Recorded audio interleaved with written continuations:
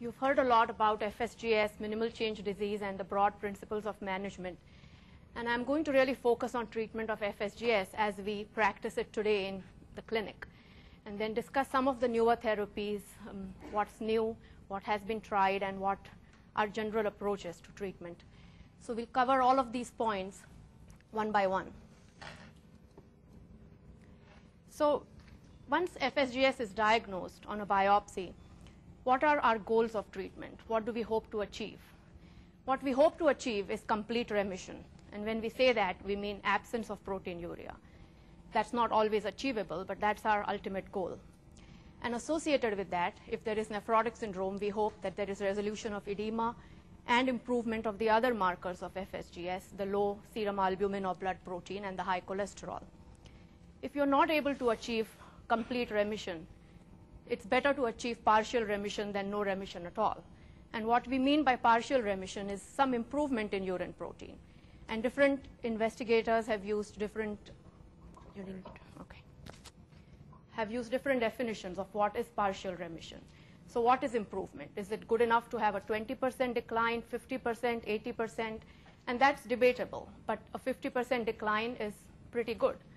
When we look at real numbers, somewhere between 200 to 2 grams of protein, because nephrotic range proteinuria, which is what we commonly see with FSGS, is more than 2 grams of protein. So as long as you bring it down as low as you can, that's partial remission.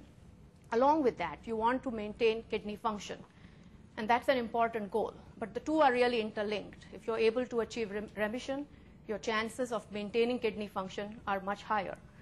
So they are interlinked goals. Let's step back a little bit and ask ourselves, why is it necessary to treat FSGS? What happens if we don't? Are there patients who will respond on their own? Is there something called spontaneous remission? There is, but extremely rare, less than 5%. So very, very few individuals will have a spontaneous remission. When you have nephrotic syndrome with FSGS, you have several reasons that make treatment necessary. Just from a practical standpoint, the child or the individual has significant edema, which is generalized, and that's very uncomfortable. There is increased tendency to complications like infections, thrombosis, or blood clots. We also know that FSGS is a disease that can progress to kidney failure. That's why it's important to treat it, because if you respond to treatment, your chances of progression to kidney failure are lower. So these are all good reasons to treat it. But having said this, I think all of us need to realize we also need to know when to stop. So the initial standard treatment as we practice today is the mainstay of treatment remains corticosteroids. What we use commonly in children is oral prednisone in a dose of 2 milligrams per kilograms per day. Generally, we divide it into 2 doses, but it is good enough to use it once a day if that's easier. We tried for 4 to 6 weeks on a daily basis and then switched to alternate day prednisone, again in the same dose for 4 weeks. Now, longer treatments have been tried, especially in adults. There is a body of literature saying longer treatment, 6 months, 8 months, 12 months is better than shorter treatments. That's really not validated in children and not commonly practiced. We tend to use an 8-week course, at the most 12 weeks. What is steroid resistance? If you do not respond to the initial course of corticosteroids or prednisone, you're called steroid resistant. And the standard definition says failure to respond to 8 weeks. However, most of us in clinical practice will really not wait that long. If after 4 to at the most 6 weeks of daily prednisone there is no response, we would go to the next step of escalating treatment if need be. Now, unfortunately, only 20 to 25% of patients respond to an 8-week course of prednisone. That's the disheartening part. So then what are our options? And as you will see here, they remain kind of the same as in treatment of frequently relapsing minimal change disease. There are not too many differences. Alkylating agents, which is the generic name for multiple medications, the one commonly used in the United States is cyclophosphamide, which is also called Cytoxan. But as we heard before, in Europe and other countries, we use chlorambucil, levamisole, and some others. But in the US, this is really the mainstay of alkylating agents. Cyclosporin, which is a calcineurin inhibitor, commonly used as an anti-rejection medication in renal transplants and other organ transplants. The third option is high-dose intravenous steroids, and finally supportive therapy. So let's go over all of these medications in brief. Cyclophosphamide has been used in nephrotic syndrome since 1963. We use a dose of 2 to 2.5 milligrams per kilograms per day for a 12-week course. It can be 8 to 12 weeks. Standard is generally 12 weeks.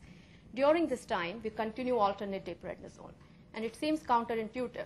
If you're steroid resistant, why are we continuing to use prednisone? But this has been proven in scientific studies that these medications by themselves don't work as well, but somehow in combination with low-dose alternate-day steroids work much better.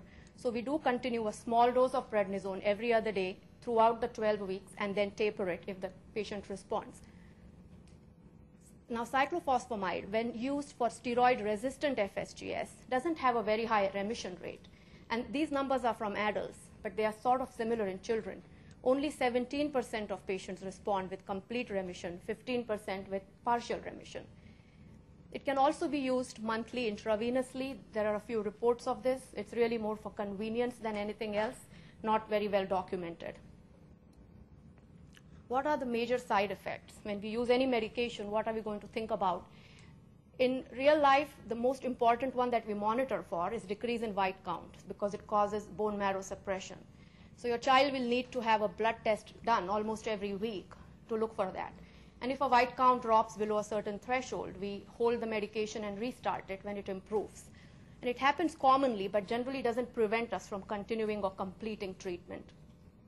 It can cause bladder inflammation, which will present with blood in the urine. This is treated by just increasing fluid intake or good hydration. Hair loss is seen in many children after 3 to 4 weeks. Oral ulcers are seen. The last two side effects sound scary, and most parents really start rethinking about Cytoxan when we mention these side effects. But I have to emphasize that there is an effect on fertility, more common in prepubertal males, less common in females for some reason. So decreased sperm count is seen quite often, but the threshold is both of duration and dose. Mostly it has been reported when Cytoxan is used over 100 days, which we do not do in nephrotic syndrome as a rule. And the dose is high, 200 milligrams per kilograms per year. In the dose that I mentioned to you, 8 to 12 weeks of 2 to 3 milligrams per kilograms, we do not cross this threshold. That comes to 168 milligrams per kilograms. So we are using dose and duration below the threshold that's described to have adverse effects on fertility. There is also a small risk of malignancy. This has not been well studied in children who have received this drug for nephrotic syndrome per se. We know that the risk is not as much in children as in adults, and again, it is very less with the short duration that we use for nephrotic syndrome. So these side effects may sound scary and they are theoretical, but in reality, they are not as bad as they sound initially. The next drug that we have in clinical use is cyclosporin. And like Dr. Kaskel mentioned this morning, it continues to remain in our clinical protocols because it has undergone randomized controlled trials in adults and children and shown to be effective. It has several problems associated with it, as we will come to later. The dose can vary anywhere from 3.5 to 6 per kilo. We need to check blood levels periodically, trough levels, which means the level just before the next dose. So it will entail some blood tests. The duration is prolonged, at least 6 months or more, generally more than 6 months. Now here the numbers look slightly better when it's analyzed in a scientific way, again from adults. 29% of steroid-resistant patients have complete remission, 22% have a partial remission. This too is combined with alternate-day prednisone. Doesn't work as well by itself. The biggest problem with cyclosporin is the high relapse rate when you stop the treatment. 75% of patients seem to have a relapse within 1 to 2 months of stopping treatment. So that is the biggest problem. Side effects, it can damage the kidney, and hence it's important to monitor kidney function and the trough levels and make sure they're not high. Can lead to increased facial growth, gum hypertrophy, high blood pressure, high blood sugar, and many other side effects, including central nervous system side effects. The third medication we have in clinical use is high-dose intravenous steroids. And this is something that sort of is specific to use in children because it has only been used in children in protocols, and adults haven't really tried this as much. So this was first advocated or used by 2 nephrologists in California who had really good results. What they used was very high doses, 30 milligrams per kilograms of the intravenous form of prednisone. So that's called methylprednisolone. It's given through an IV, so it means putting an IV line into the child. Initially, it's given every other day for 6 doses, and then a long drawn regimen, first weekly for 8 doses, then twice a month for 4, then monthly for 8, and then every other month for 4. So it goes on for 82 weeks, and you get total of 30 doses. So it's a very long drawn treatment. During this time also we continue prednisone, and patients who don't respond or have a partial response get an alkylating agent like cyclophosphamide in this protocol as well. So when it was initially published from California, the remission rate for FSGS with this protocol was very high, 52%. Now this also has not been studied in a randomized controlled trial, so we don't know what happens to a different group of patients who didn't get this protocol. And when other nephrologists have tried to duplicate these results, they have got very variable results or inconsistent or not as good results. So it is used in clinical practice, but it depends on your experience. Some people believe in it and others don't. So side effects of steroids, whether oral or IV, have already been dealt with by Dr. Kaplan, but it's really important to remember the behavioral changes for your children. Almost everything that is mentioned in a textbook, your child may show some signs of it at a certain point on steroids. So it's really important to be aware of that and be very patient with the child. And you have already heard about the other side effects.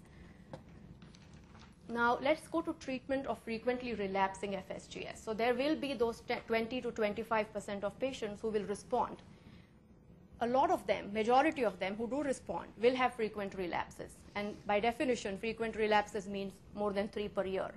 So if you respond, that's good news, but you may relapse